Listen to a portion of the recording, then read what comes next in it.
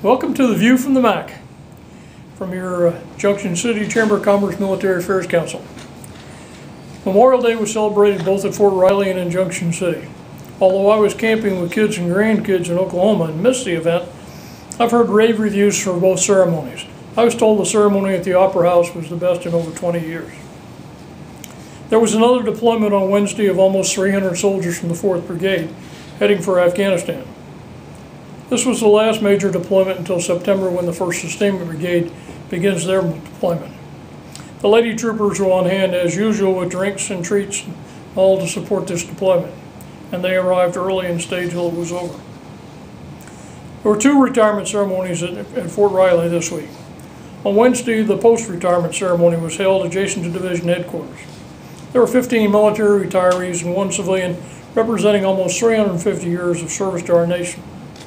4 of the retirees will make their home in Junction City. We welcome them into our community and thank them for their service to their country. The second retirement ceremony was on Thursday for Chaplain Colonel Ed All, the garrison chaplain. His ceremony was held on Ware Parade in front of the garrison headquarters.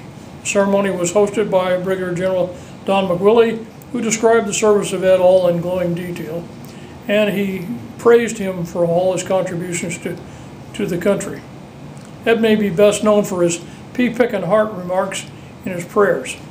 He's been the unofficial chaplain for the MAC and the old trooper, and in addition to all the duties he had on post. He will be missed. June marks the anniversary of the death of the last cavalry horse. There's a monument for this horse at Fort Riley on Cavalry Parade. Chief, who was foaled in 1932, died in 1968, and he will be remembered as the cavalryman's perfect horse. He was well loved by all those who worked with him.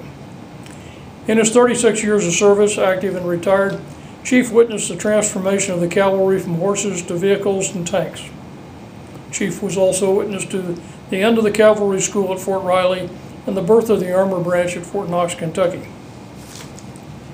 A major passing of history. At 10 o'clock today, the 1st Battalion 7th Field Artillery will conduct a change of command ceremony on Cavalry Parade. Lieutenant Colonel Andy Gainey will pass command to Lieutenant Colonel John Mountford in a ceremony hosted by 2nd Brigade Commander Colonel Paul Calvert. The public is invited to this ceremony, and it should be a nice day for a good ceremony like this.